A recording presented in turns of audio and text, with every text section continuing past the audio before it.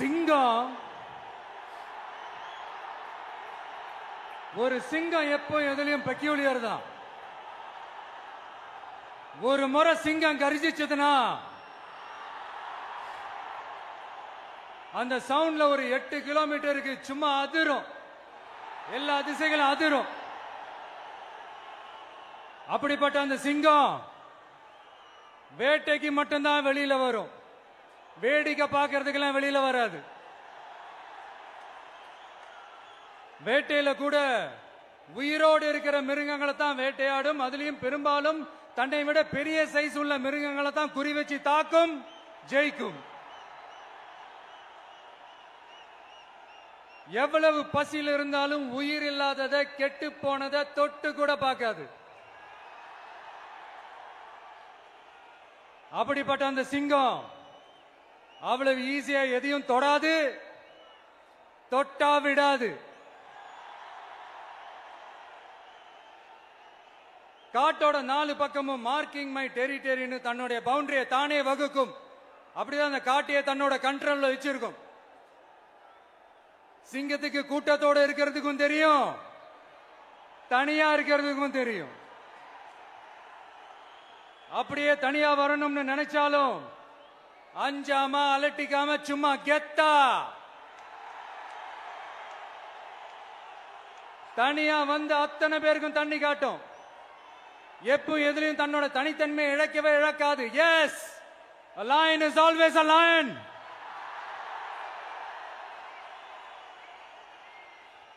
There are so many jackals and other animals in the forest, but there will be only one lion. And even if it is single, it will be the king of jungle. It is not only a description but also a clear declaration.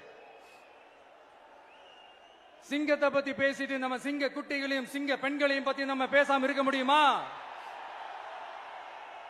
அவங்கள எப்படி நான் மறப்பேன்? அவங்க தான் என்னுடைய உயிராச்சே, என் நெஞ்சில் குடியிருக்கும்.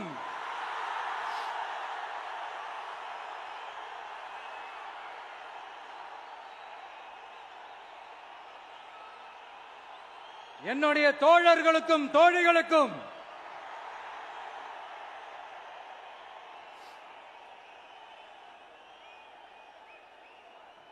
நேர்ல வர முடியாத சூழல்ல வீட்ல இருந்துகிட்டே நம்மளோட இந்த மாநாட்டுல நேரலை வாயிலாக கலந்துகிட்டு இருக்கிற என்னுடைய அம்மாக்கள், அக்கா தங்கைகள், அண்ணன் தம்பிகள், நண்பர்கள் அனைவருக்கும் என்னோட உயிர் வணக்கம்.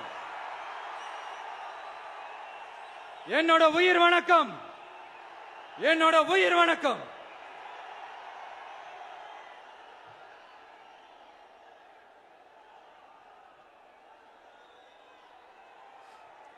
வீரம் விளையும் மாமதுரை மண்ணை வணங்குகிறேன்.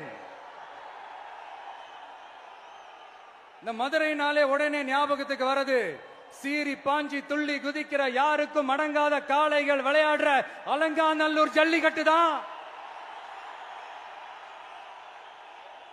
நம்ம வைகை ஆறுதான் அழகர் ஆத்துல இறங்குற வைபவம். மதுரை மீனாட்சி அம்மன் இந்த மண்ணோட உண்மையான குணம், உணர்வு பூர்வமான மண் இது.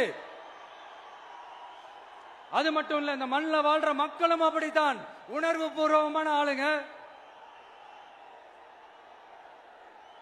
நான் இந்த மண்ணில் கால் எடுத்து வச்ச உடனே ஒரே ஒருத்தரை பத்தி தான் மனசுக்குள்ள ஓடிக்கிட்டே இருந்தது. அவர் யாருன்னு உங்களுக்கும் தெரிஞ்சிருக்கும். சினிமானாலும் சரி, அரசியல்னாலும் சரி, நமக்கு ரொம்ப ரொம்ப பிடிச்சது புரட்சி தலைவர் எம்ஜிஆர் அவர்கள் தான். அவரோட பழகிறதுக்கு எனக்கு வாய்ப்பு கிடைக்கல. ஆனா அவரை மாதிரியே குணம் கொண்ட என்னுடைய அண்ணன் புரட்சி கலைஞர் கேப்டன் விஜயகாந்த் அவர்களோட பழகிறதுக்கு எனக்கு நிறையவே வாய்ப்பு கிடைச்சது. அவரும் இந்த மதுரை மண்ணை சேர்ந்தவர் தானே, அவரை மறக்க முடியுமா? தமிழ்நாட்டு மக்கள் உணர்வுபூர்வமா உண்மையா நம்ம பக்கத்திலே நிக்கிறவங்க, அதுக்கு ஒரு மிகப்பெரிய அடையாளம் தான் இந்த மதுரை மண். நம்ம தமிழக வெற்றி கழகம் கையில் எடுத்திருக்கிற அரசியலும் அப்படித்தான். உண்மையான அரசியல், உணர்வு பூர்வமான அரசியல். நல்ல அரசியல், நல்லவங்களுக்கான அரசியல், நாட்டு மக்களுக்கான அரசியல், நல்லது மட்டுமே செய்கிற அரசியல்.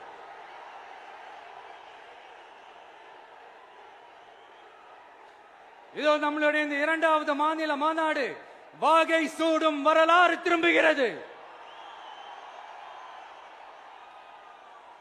அப்படி இந்த மாநாட்டுக்கு பேர் வச்சிருக்கிறோம். 1967 1977 நம்ம தமிழக அரசியல் ஒரு மிகப்பெரிய ஆட்சி அதிகார மாற்றங்கள் ஒண்ணு நடந்துச்சு இல்லையா? அதே மாதிரிதான் அடுத்த வருஷம் 2026 அப்படி ஒரு வரலாறு திரும்ப போகுதுன்னு உறுதியா சொல்றதுக்கான மாநாடு தான் நம்மளோட இந்த இரண்டாவது மாநில மாநாடு. விக்கிரவாண்டி வீசாலையில் நம்மளுடைய ஃபர்ஸ்ட் மாநாடு நடத்தணும், வெற்றி கொள்கை திருவிழா. அதுக்கப்புறமே நீங்க பார்த்திருப்பீங்க, தமிழக அரசியல் அந்த தட்ப வெப்பத்தையே மாத்தினுச்சு. நமக்கு எதிராக எத்தனை குரல்கள். ஆனா உங்களுக்கு தான் நம்மளை பத்தி நல்லா தெரியுமே, எந்த குரலையும் காதலையே போட்டுக்காம மக்களோட குரலை மட்டுமே கேட்டுக்கிட்டு நமக்கு எதிராக வர அத்தனை கூக்குரல்களையும் சின்னதா ஒரு சிரிப்போடவே கடந்து வந்திருக்கிறோம். அது இல்லாம நம்ம மாநாட்டில் ஒலிக்கிற இந்த குரல் இந்த ஒற்றை தமிழ் மகனோட குரல் மட்டுமல்ல, ஒட்டுமொத்த தமிழ்நாட்டு மக்களுடைய குரல். தமிழ்நாட்டில் இருக்கிற ஒவ்வொரு வீட்டில இருந்தும் ஒலிக்கிற குரல், ஒட்டுமொத்த உலகெங்கும் வாழும் ஒவ்வொரு தமிழ் வீட்டிலிருந்தும் எழும் குரல்.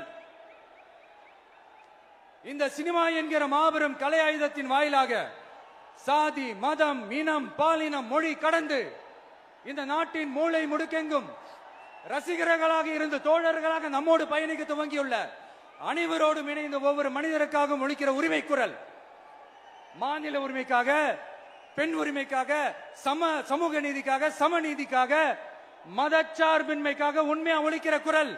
அதனால் இந்த குரலுக்கு எதிராக இன்னும் இன்னும் எத்தனை எத்தனை குரல்கள் வந்தாலும் ஓங்கி ஒலிக்குமே தவிர ஒரு நாளும் ஓயவே ஓயாது. எஸ்,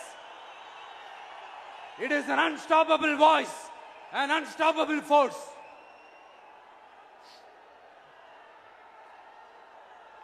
நம்ம அரசியலுக்கு வர்றதுக்கு முன்னாடி அட இவரெல்லாம் வரமாட்டாரியா, அவரே வரல, இவரே வரல, இவருங்க வர போறாரு அப்படின்ட்டு நிறைய பேர் ஜோஷியம் சொன்னாங்க.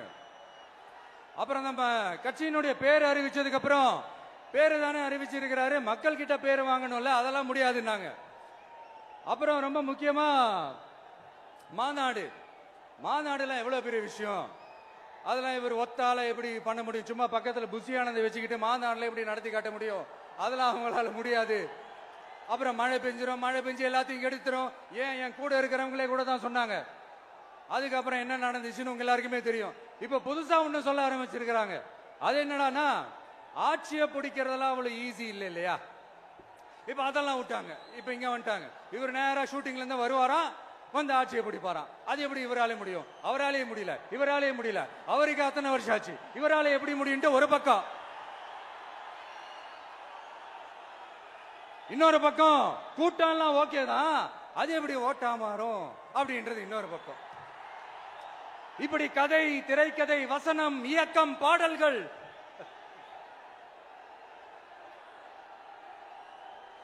அதனால இந்த அரசியல் ஆய்வாளர்களுக்கு நான் சொல்றதெல்லாம் ஒன்னேதான், நல்லா கேட்டுக்கங்க. இந்த விஜய் ஏதோ இந்த பல லட்சம் பேர் கூடுற கூட்டத்தில் மட்டுமே இருக்கிறாரு அப்படின்னு மட்டும் தப்பு கணக்கு போட்டாதீங்க. ஏன்னா நம்மளுடைய இந்த கூட்டம் வெறும் ஓட்டா மட்டும் இல்லைங்க, வரப்போற தேர்தலில் மக்கள் விரோத ஆட்சியாளர்களுக்கு நாம வைக்க போற வேட்டா, நம்மளை கோட்டைக்கு அனுப்ப போற ரூட்டா இருக்க போதுன்னு சீக்கிரமாவே தெரிஞ்சுப்பீங்க. ஏன்னா கோடிக்கணக்கானவங்களோட ஹார்ட்லயும் வீட்லயும் ஏற்கனவே ஆல்ரெடி உயிரா, உணர்வா, உறவா இருக்கிறோம். நம்மளுடைய கனெக்ட் எல்லாம் வெறும் மக்களோட மட்டும்தான். நாம யாருன்னு அவங்களுக்கு தெரியும், அவங்க யாருன்னு நமக்கு தெரியும். நாமளும் நம்ம மக்களும் எப்படி இருக்கிறோம்னு எதிரிகளுக்கு நல்லாவே தெரியும். இருந்தாலும் இந்த விஜய் எதுக்குப்பா வந்திருக்கிறாரு, இவர் என்ன புதுசா என்ன திட்டம்லாம் சொல்லிட்டாரு அப்படின்னு வேற நிறைய கேள்விகள். இந்த சொல்றேன் தெரிஞ்சுக்கங்க. பெண் குழந்தைகள், பெண்கள் மற்றும் வயசானவங்களோட பாதுகாப்புல தான் நம்ம பிரையாரிட்டியே. அடுத்து இளைஞர்கள், உழவர்கள், உழைப்பாளர்கள், நெசவாளர்கள், மீனவர்கள், ஆதரவற்ற முதியோர்கள், மாற்றுத்திறனாளிகள், மூன்றாம் பால் இனத்தவர்கள்னு இன்னும் இங்க யாருக்கெல்லாம் கவர்மெண்டோட ஒரு ஸ்பெஷல் அட்டென்ஷன் தேவையோ அவங்க எல்லாருக்குமான ஒரு கவர்மெண்ட் அமைக்கிறது தான் நம்ம இலக்கே. நான் ஏற்கனவே சொன்னதை தான் இங்க நான் திரும்பவும் சொல்றேன். நம்மளுடைய இந்த தமிழக வெற்றி கழகம் ஏதோ அரசியல் ஆதாயத்துக்காக தொடங்கப்பட்ட கட்சியெல்லாம் கிடையாதுங்க. கொள்கை கோட்பாடுகளோடு தந்தை பெரியார், பெருந்தலைவர் காமராஜர், அண்ணல் அம்பேத்கர், வீரமங்க வேலு நாச்சியார், மக்கள் சேவகர் அஞ்சலை அம்மாள், நம்மளுடைய 5 கொள்கை தலைவர்களோட வழிகாட்டுதல்களோடு தொடங்கப்பட்ட கட்சி. நம்ம ஸ்டாண்ட்ல நாம எப்பவுமே ஸ்ட்ராங்கா தாங்க இருக்கிறோம். அதுல எந்த மாற்றத்துக்கோ எந்த சமரசத்துக்கோ துளி கூட இடமில்லை. நம்மளுடைய ஒரே கொள்கை எதிரி பாஜக தான். நம்மளுடைய ஒரே அரசியல் எதிரி திமுக தான். எப்படி? நம்மளுடைய ஒரே கொள்கை எதிரி, நம்மளுடைய ஒரே அரசியல் எதிரி ஏதோ அண்டர் கிரவுண்ட் ஆதாயத்துக்காக டீல் போட்டுக்கிட்டு டீல் பேசிக்கிட்டு இந்த அலையன்ஸ் வச்சுக்கிட்டு இந்த ஊரை ஏமாத்துற கட்சி எல்லாம் நம்ம டிவிக்கே கிடையாதுங்க. யாருக்காகவும் எதுக்காகவும் எந்த பயமும் கிடையாது. மாபெரும் பெண்கள் சக்தி நம்மளோட இருக்கிறாங்க. மாபெரும் இளைஞர்கள் சக்தி நம்மளோட இருக்கிறாங்க. ஒட்டுமொத்த தமிழ்நாட்டு மக்களுடைய சக்தி நம்மளோட நிக்கிறாங்க. அப்படி இருக்கும்போது இந்தியாவில் இருக்கிற எல்லா ஸ்டேட்லயும் வாழ்ற நம்ம தமிழ் நெஞ்சங்கள் மட்டும் இல்ல, உலகம் பூரா 100க்கும் மேலான நாடுகள்ல வாழ்ற நம்ம தாய் தமிழ் உறவுகள் எல்லாருமே என்ன விஜய் தளபதி விஜய் இல்லனா விஜய் தளபதி இப்படி சொந்தம் கொண்டாடுற கோடிக்கணக்கானவங்களோட அன்பு மாசியும் நம்மளோட இருக்கும் போது, இவங்க எல்லாருமே நம்மளோட நிக்கும் போது எதுக்குங்க இந்த பாசிச பாஜகவோட நேரடி கூட்டணியோ இல்ல மறைமுக கூட்டணியோ உறவு வச்சுக்க? நாம என்ன உலகமாக ஊழல் கட்சி? என்ன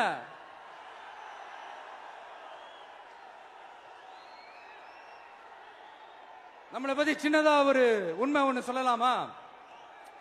என்னடா இவர் வாயால இப்படி சொல்றாருன்ட்டு யாரும் தவறா நினைச்சுக்க வேணாம். ஏன்னா இது ஒரு விதத்துல ஒரு ஃபேக்டும் கூட. அதனாலதான் நான் சொல்லணும்னு ஆசைப்படுறேன். நம்ம யார் தெரியும்ல? நாம எல்லாருமே சொல்றேன். நாம யார் தெரியும்ல? இந்தியாவின் மாபெரும் மக்கள் சக்தி கொண்ட ஒரு மகத்தான வெகுஜன மக்கள் படை.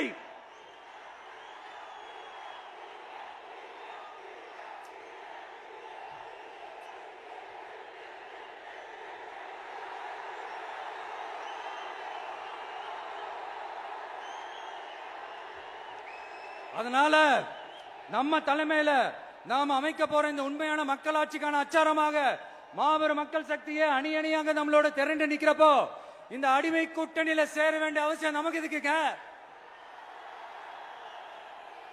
நம்மளுடைய இந்த கூட்டணி சுயமிழந்த கூட்டணியெல்லாம் இருக்காது, சுய மரியாதை கூட்டணியா தான் இருக்கும். இந்த ஒரு பக்கம் RSS கிட்ட அடிபணிஞ்சுக்கிட்டு, இன்னொரு பக்கம் மதச்சார்பற்ற கூட்டணின்னு இந்த மக்களை ஏமாத்துற கூட்டணியெல்லாம் நம்ம கூட்டணி இருக்காது.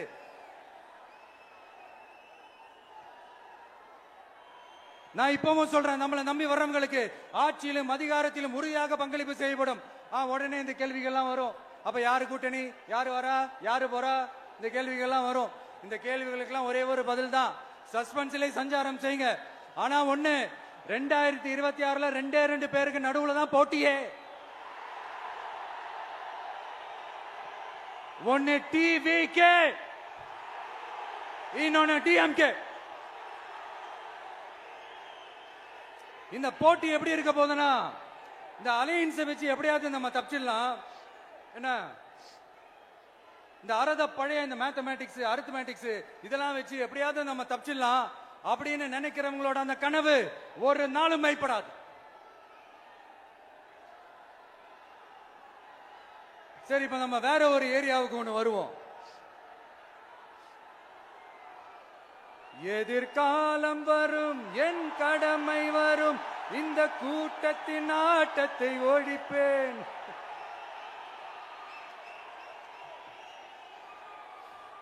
மக்கள் அரசியல் என்ற அந்த சவுக்க கையில் எடுக்கலாமா? யாருக்கு எதிரான தானே கேக்குறீங்க? வேற யாரு? மறைமுக உறவுக்காரர்களான பாசிச பாஜகவும் பாய்சன் திமுகவும் தான். மாண்புமிகு பிரதமர் நரேந்திர மோடிஜி அவர்களே, 3வது முறையா ஒன்றியத்தோட ஆட்சி அதிகாரத்தை நீங்க தானே கையில் வச்சிருக்கிறீங்க. இல்ல நாங்க தெரியாம தான் கேட்கிறோம். நீங்க ஆட்சிக்கு வந்தது ஒட்டுமொத்த மக்களுக்கும் நல்லது செய்யவா, இல்ல நம்மளுடைய இந்த இஸ்லாமிய நண்பர்களுக்கும் இஸ்லாமிய தோழர்களுக்கும் எதிராக சதி செய்யவா?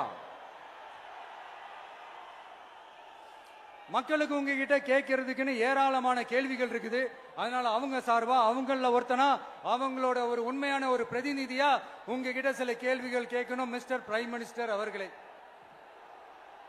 நம்ம தமிழ்நாட்டு மீனவர்கள் கிட்டத்தட்ட ஒரு 800 பேருக்கு மேல இலங்கை கடற்படையால தாக்கி அழிக்கப்பட்டிருக்கிறாங்க. அதை கண்டிக்கிறதுக்காக உங்களை பெருசா எதுவும் செய்ய சொல்லல, சின்னதா ஒண்ணே ஒண்ணு மட்டும் செஞ்சு கொடுங்க.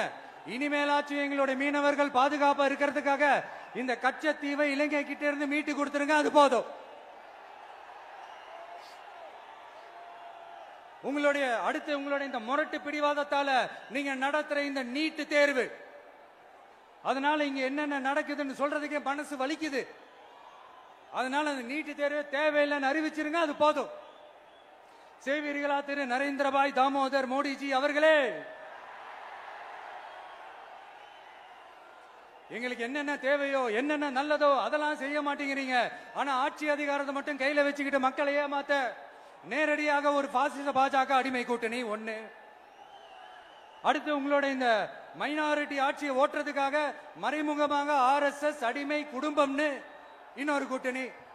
இப்படி மக்கள் சக்தியே இல்லாத இந்த ஊழல் கட்சிகளை மிரட்டி அடிபணிய வச்சு 2029 வரைக்கும் சொகுசு பயணம் போயிடலாம்னு திட்டம் தீட்டி வச்சிருக்கிறீங்க. அதானே ஜி? என்ன ஜி?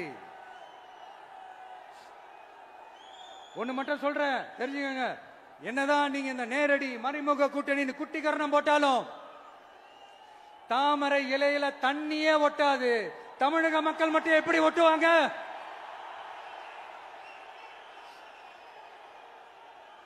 இங்க ஒரு MP சீட்டு கூட தரலன்றதுக்காக தமிழ்நாட்டுக்கும் தமிழ்நாட்டு மக்களுக்கும் எதுவுமே செய்யாம ஓரவஞ்சனை செய்யுது இந்த ஒன்றிய பாஜக அரசு. சங்கம் வச்சு தமிழ் வளர்த்த மண் இந்த மதுரை மண். அதனால இங்க அந்த கீழடியில கிடைச்ச ஆதாரங்களை எல்லாம் மறைச்சிட்டு எங்க நாகரிகத்தையும் எங்க வரலாறையும் அழிக்கிறதுக்காக உள்ளடி வேலை செய்யலாம்னு நினைக்கிறீங்க. தமிழ்நாட்டை தொட்ட என்ன நடக்கும் நீங்க பல உதாரணங்கள் இருக்குது. அதனால இதையெல்லாம் மறைச்சிட்டு எங்க மக்களை ஏமாத்திடலாம்னு மட்டும் நினைக்காதீங்க. மத நல்லிணக்கத்திற்கு பெயர் பெற்ற இந்த மதுரை மண்ணிலிருந்து சொல்றேன், உங்க எண்ணம் எல்லாம் ஒரு நாளும் ஈடேறாது.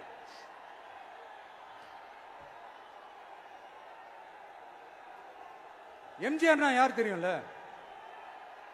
அவரு மாஸ்னா என்னன்னு தெரியும்ல? அவர் உயிரோடு இருக்கிற வரைக்கும் அந்த சிஎம் சீட்டை பத்தி ஒருத்தராலையும் நினைச்சு கூட பார்க்க முடியல, கனவு கூட காண முடியல. எப்படியாவது அந்த சிஎம் சீட்டை என்கிட்ட கொடுத்துருங்க, என் நண்பர் எம்ஜிஆர் திரும்ப வந்ததுக்கு அப்புறம் நான் திருப்பி கொடுத்துறேன்னு தன்னோட எதிரியை கூட மக்கள் கிட்ட கெஞ்ச வச்சவர் எம்ஜிஆர். எப்படி கெஞ்ச வச்சவர்? அதனால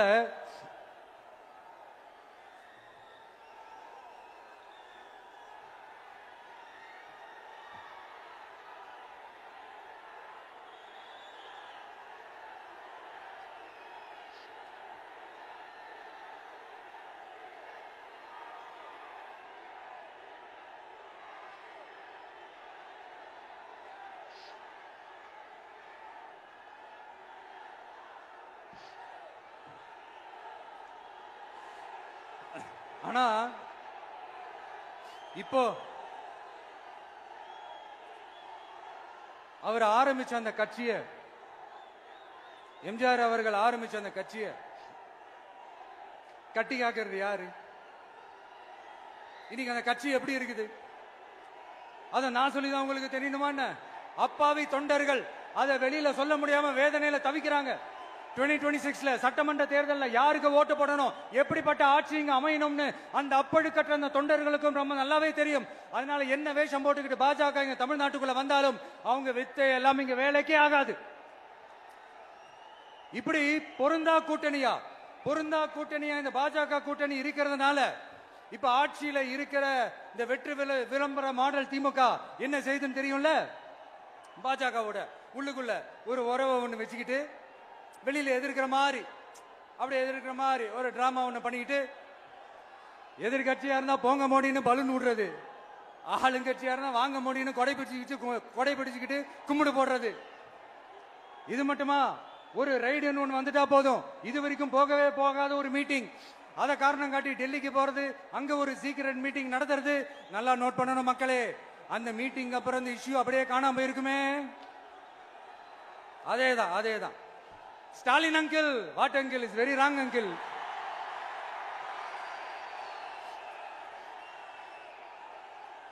இப்படி தமிழ்நாட்டில் இப்ப நடக்கிற இந்த ஆட்சியினுடைய லட்சணத்தை பார்த்துக்கிட்டு நாம எப்படி சும்மா இருக்க முடியும்? ஒரு தவறு செய்தால், அதை தெரிந்து செய்தால், அவர் கபட நாடக மு.க. ஸ்டாலின் அங்கிளாகவே இருந்தாலும், அங்கிள் உங்களுக்கு மனசாட்சின்னு ஒண்ணு இருந்துச்சுன்னா நாங்க கேட்கிற கேள்விகளுக்கு மட்டும் கொஞ்சம் பதில் சொல்லுங்க அங்கிள். நீங்க நடத்துற இந்த ஆட்சியில நேர்மை இருக்கா? நியாயம் இருக்கா? ஊழல் இல்லாம இருக்கா? சட்டம் ஒழுங்கு சரியா இருக்கா? பெண்களுக்கு பாதுகாப்பு இருக்கா? பொதுமக்களுக்கு பாதுகாப்பு இருக்கா? இயற்கை வளங்களுக்கு பாதுகாப்பு இருக்கா? சொல்லுங்க மை டியர் அங்கிள், சொல்லுங்க.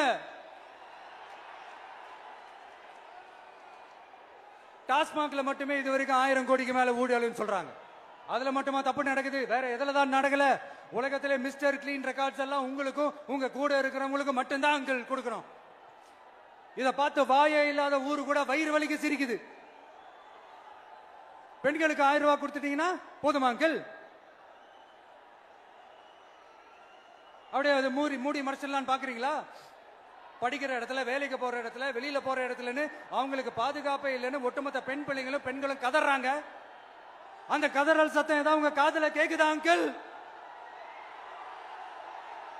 இதுல வேற உங்க அப்பான்னு கூப்பிடுறாங்கன்னு வேற சொல்றீங்க. What is this uncle? Is very very wrong uncle, is very very wrong. பெண்களுக்கு மட்டுமா பொய் வாக்குறுதி கொடுத்து ஏமாத்துறீங்க? அரசு ஊழியர்கள், ஆசிரியர்களை ஏமாத்துறீங்க, விவசாயிகளை ஏமாத்துறீங்க, பரந்தூர்ல பாதிப்பே வராதுன்னு சொல்லி ஏமாத்துறீங்க, மீனவர்களை ஏமாத்துறீங்க, போதைப் பொருள் கலாச்சாரத்தை ஒழிக்காம ஏமாத்துறீங்க. ஐயோ, very very வஸ்ட் uncle, very very வஸ்ட். எப்படி கேட்டாலும் இவங்க கிட்ட இருந்து எந்த பதிலும் வர போறதில்லை. ஏன்னா இருந்தா தானே. இப்ப ஆட்சியில இருக்கிற நம்மளுடைய அங்கிள் பதில் சொல்றது இருக்கட்டும். மக்களை நீங்க சொல்லுங்க, நீங்க உண்மையை சொல்லுங்க. செய்வோம்னு சொன்னாங்களே, சொன்னதெல்லாம் செஞ்சாங்களா? உங்களை தான் கேக்குறேன், சொன்னதெல்லாம் செஞ்சாங்களா? சத்தமா மை டியர் அங்கிள், கேக்குதா? மக்களோட சத்தம் கேக்குதா? இது வெறும் சாதாரணமான முழக்கம் தான். கூடிய சீக்கிரம் மக்களை போய் சந்திக்க போறேன், அவங்களோட மனசு விட்டு பேச போறேன். அதுக்கப்புறம் இந்த சாதாரணமான முழக்கம் இடி முழக்கமா மாறும். அத்தோட நிக்காது. அந்த இடி முழக்கம் தமிழ்நாட்டோட போர் முழக்கமா மாறும். அந்த போர் முழக்கம் உங்களை ஒரு நிமிஷம் கூட தூங்க விடாது. நடக்குதா இல்லையான்னு பாருங்க. என்னடா இவன் இவ்வளவு ஸ்ட்ராங்கா சொல்றானேன்னு பாக்குறீங்களா? எல்லாரும் கட்சி ஆரம்பிச்சதுக்கு அப்புறம் தான் ஒவ்வொரு வீட்டுக்குள்ளேயும் போறதுக்கு ட்ரை பண்ணுவாங்க. ஆனா நாங்க அப்படி இல்லை. ஒவ்வொரு வீட்டுக்குள்ளேயும் போனதுக்கு அப்புறம் தான் கட்சியாவே ஆரம்பிச்சிருக்கிறோம்.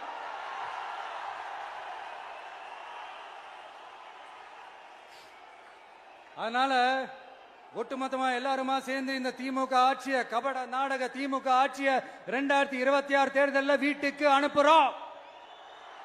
வீட்டுக்கு அனுப்புறோம். என்ன நண்பா, சரிதானே?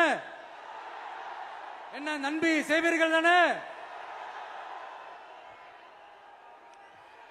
இப்போ உங்களுக்கு சின்னதா ஒரு சர்ப்ரைஸ். நம்ம கட்சியினுடைய வேட்பாளர் பட்டியலை இப்ப அறிவிக்க போறேன். மதுரை கிழக்கு வேட்பாளர் விஜய். இன்னும் முடிக்கல. ஒரு நிமிஷம், இன்னும் முடிக்கல. மதுரை மேற்கு வேட்பாளர் விஜய். மதுரை மத்தி வேட்பாளர் விஜய். மதுரை தெற்கு வேட்பாளர் விஜய். மதுரை வடக்கு வேட்பாளர் விஜய். மேலூர் விஜய். சோழவந்தான் விஜய். திருப்பரங்குன்றம் விஜய். திருமங்கலம் விஜய். உசிலம்பட்டி விஜய்.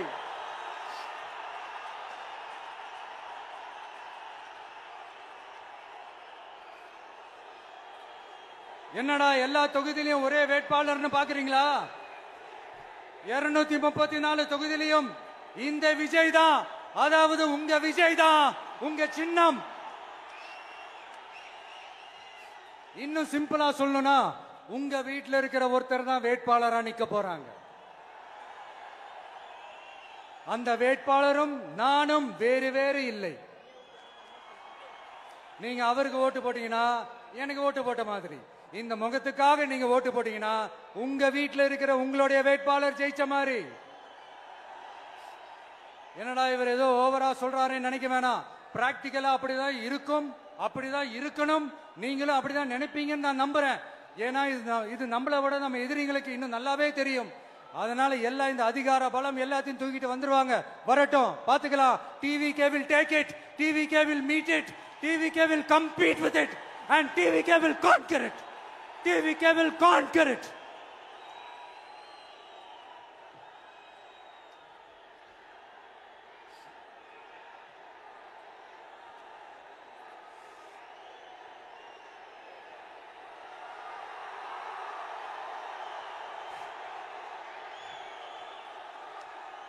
இந்த நேரத்தில் நம்ம மனசுல இருக்கிறத மக்கள் கிட்ட சொல்லி ஆகணும். தூத்துக்குடி ஸ்னோலினோட அம்மா என்ன அவங்களோட தம்பி, இன்னும் அவங்க பொண்ணுக்கு நான் தாய் மாமன்னு சொன்னாங்க. அந்த அக்காவோட குழந்தைக்கு மட்டும் இல்லைங்க, என்ன அண்ணனா தம்பியா நினைக்கிற தமிழ்நாட்டில் இருக்கிற என்னோட எல்லா சகோதரிகளின் குழந்தைகளுக்கும் நான் இன்னைக்கு மட்டும் இல்ல, என்னைக்குமே ஒரு தாய் மாமனா தான் இருப்பேன். நீங்க எல்லாரும் என்னுடைய ரத்த உறவு, கூட பிறந்த பொறுப்பு. என் வீட்டு ரேஷன் கார்டுல வேணா உங்க பேர் இல்லாம இருக்கலாம், உங்க வீட்டு ரேஷன் கார்டுல வேணா என் பேர் இல்லாம இருக்கலாம். ஆனா நாம் எல்லாரும் ஒண்ணுதான், உறவுதான். நமக்கு இடையே எந்த அரசியலும் உள்ள நுழையவே முடியாது. என்கிட்ட இருந்து உங்களையும் உங்ககிட்ட இருந்து என்னையும் எந்த சக்தியாலும் பிரிக்கவே முடியாது. அப்புறம் நான் ஒன்னும் இந்த மார்க்கெட் போனதுக்கு அப்புறம், ரிட்டையர் ஆனதுக்கு அப்புறம் அடைக்கலம் தேடி அரசியலுக்கு வரல, படைக்கலனோட வந்திருக்கிறோம். பவர்ஃபுல் போர்ஸோட, மாபெரும் படை வரிசையோட, எல்லாத்துக்கும் தயாராகி தான் வந்திருக்கிறோம். இவ்வளவு தயாரா நாம அரசியலுக்கு வர்றதுக்கு ரொம்ப ரொம்ப முக்கிய காரணம் ஒண்ணு இருக்கு. அது என்ன தெரியுமா? நன்றி கடன், நன்றி கடன், நன்றி கடன். கிட்டத்தட்ட ஒரு 30 வருஷமா, 30 வருஷத்துக்கு மேல நீங்க தான், நம்ம மக்கள் தான் என் கூட நிக்கிறீங்க, எனக்காக நிக்கிறீங்க, என்ன தாங்கி பிடிக்கிறீங்க, மனசுல ஏந்தி பிடிக்கிறீங்க, தாய் அன்போட மடியில ஏந்திக்கிறீங்க. உண்மையை சொல்லணும்னா வேற யாரை விடவும் எனக்கு இந்த அன்பையும் ஆதரவையும் கொடுத்திருக்கிறீங்க. என் மேல உயிரையே வச்சிருக்கிறீங்க. என்ன உங்க வீட்டுல ஒருத்தனாவே ஆக்கிட்டீங்க. நீங்க எனக்கு கடவுள் கொடுத்த வரம்.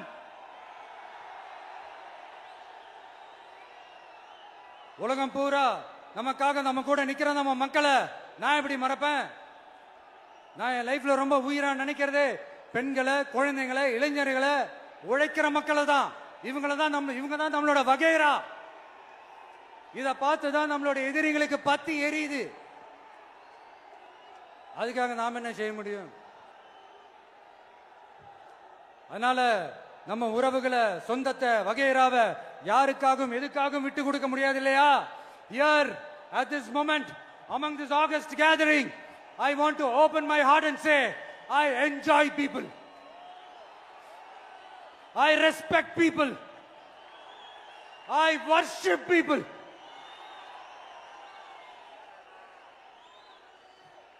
சரிப்பா, இவ்வளவு செஞ்ச நம்ம மக்களுக்கு நன்றி கடனா உன்னால முழுமையா செலுத்த முடியுமான்னு கேட்டா சத்தியமா சொல்றேன், என்னால முடியாதுதான்.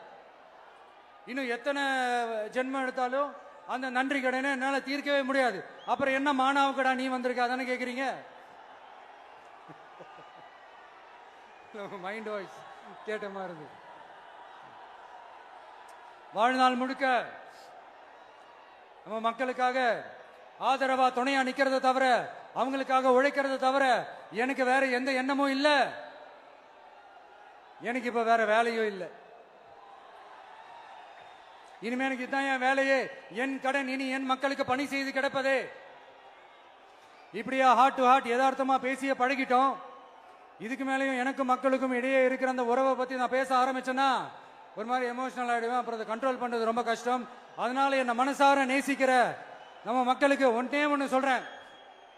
இந்த விஜய் உங்க விஜய், உங்களுக்கான விஜய், உங்களுக்காக மட்டுமே இருக்கிற விஜய். உங்க கூட நிக்க, உங்களுக்காக நிக்க, உண்மையா நிக்க, உணர்வோட நிக்க, உறுதியா நிக்க, உங்க கூட பேச, உங்களுக்காக பேச, உண்மையா பேச, உணர்வோட பேச, உறுதியா பேச, உங்களுக்காக சேவை செய்ய உங்க விஜய் நான் வர.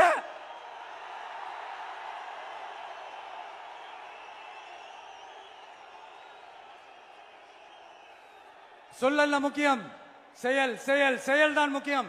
செய்கை தான் சும்மா சிறப்பா இருக்கணும். இந்த ஆட்சிக்கு வந்தா சும்மா அது செய்வேன், இது செய்வேன், நல்லது செய்வேன், உருட்டுவேன், புரட்டுவேன், அதெல்லாம் கிடையாது. செய்யறதுக்கு நல்லது செய்யறதுக்கு நல்லது செய்யறதுக்கு மட்டும்தான் இந்த விஜய். அப்புறம் ஒரு அரசியல் தலைவன் அவன் சினிமாக்காரனா, நல்லவனா, கெட்டவனா, இதெல்லாம் தாண்டி அவன் உண்மையானவனா, அதுதான் ரொம்ப ரொம்ப முக்கியம். இது சம்பந்தமா ஒரு குட்டி கதை ஒண்ணு சொல்றேன். ஒரு நாட்டுல ஒரு ராஜா தனக்கு பக்கபலமா இருக்கிறதுக்காக, கூட துணையா இருக்கிறதுக்காக ஒரு தளபதியை தேடுறாரு. சரியான தகுதிகளோட ஒரு 10 பேர் செலக்ட் ஆகுறாங்க. ஆனா அதுல ஒருத்தர் மட்டும் தான் செலக்ட் பண்ணணும். அதனால அந்த ராஜா என்ன பண்றாருன்னா ஒரு டெஸ்ட் வைக்கிறாரு. அந்த 10 பேர் கையிலையும் விதை நெல்லை கொடுத்து இதை நல்லா வளர்த்து கொண்டு வாங்க, ஒரு 3 மாசம் கழிச்சு வாங்கன்னு சொல்லி அனுப்பி வச்சிடுறாரு. 3 மாசம் கழிச்சு வரும்போது அதுல ஒருத்தர் ஆளு உயரத்துக்கு வளர்த்திருந்தாரு, ஒருத்தர் தோல் உயரத்துக்கு வளர்த்திருந்தாரு. அதுல ஒரு 9 பேரும் நல்லா வளர்த்து கொண்டு வந்திருந்தாங்க. ஒருத்தர் மட்டும் வெறும் தொட்டியோடவே வந்தாரு.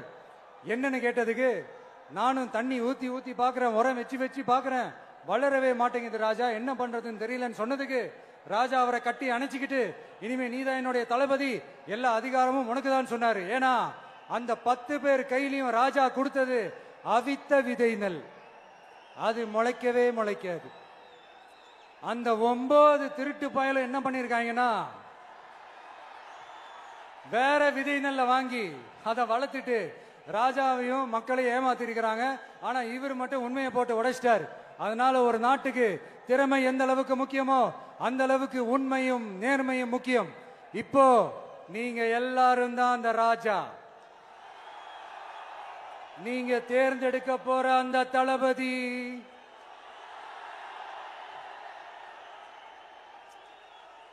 சும்மா சினிமாக்காரன் சினிமாக்காரன் சினிமாக்காரன். அம்பேத்கர் அவர்களை தோக்கடிச்சது சினிமாக்காரன் இல்ல, அரசியல்வாதி. காமராஜர் அவர்களை தோக்கடிச்சது, இங்க விருதுநகர் பகுதியில் தோக்கடிச்சது சினிமாக்காரன் இல்ல, இன்னொரு அரசியல்வாதி. இன்னைக்கும் நம்ம கூட வாழ்ந்துட்டு இருக்கிற நல்ல கண்ணு ஐயாவை தோக்கடிச்சது சினிமாக்காரன் இல்ல, அரசியல்வாதி. இப்படிப்பட்ட நல்ல நல்ல தலைவர்களை எதிர்த்து நின்று தோக்கடிக்கணும்னு அந்த எண்ணத்தை உருவாக்குனது சினிமாக்காரன் இல்ல, அரசியல்வாதி. அதனால எல்லா அரசியல்வாதியும் அறிவாளியும் கிடையாது, எல்லா சினிமாக்காரனும் முட்டாளும் கிடையாது. கான்பிடண்டா இருங்க, நல்லதே நடக்கும், வெற்றி நிச்சயம். மீண்டும் சந்திக்கும் வரை நன்றி, வணக்கம்.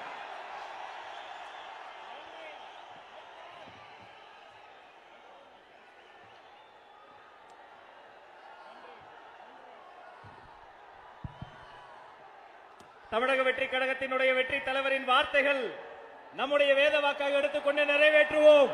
கட்டுக்கடங்காத கூட்டத்தின் நலன் கருதி தீர்மானங்கள் தனியாக வெளியிடப்படும் என்று சொல்லி நன்றி உரை தருகிறார் நம்முடைய மாவட்ட செயலாளர் அண்ணன் தங்கப்பாண்டி அவர்கள். தமிழக வெற்றி கழகத்தினுடைய வெற்றி மாநாட்டில் தமிழக வெற்றி கழகத்தின் வெற்றி மாநாட்டில் சிறப்புரையாற்றிய அருமை அண்ணன் கழகத்தின் தலைவர் தளபதியாளர்களுக்கும் இந்த மாநாடுக்கு வருகை தந்துள்ள கழக தோழர்களுக்கும் மதுரை மாவட்டத்தின் சார்பாக நன்றி நன்றி நன்றி. மதுரையில் இருந்து சொல்கிறோம், சந்திரன் வந்து விட்டார், சூரியன் மறைந்தது, சந்திரன் பிறந்தது. வெற்றி தலைவர், வெற்றி தலைவர், வெற்றி தலைவர். நன்றி.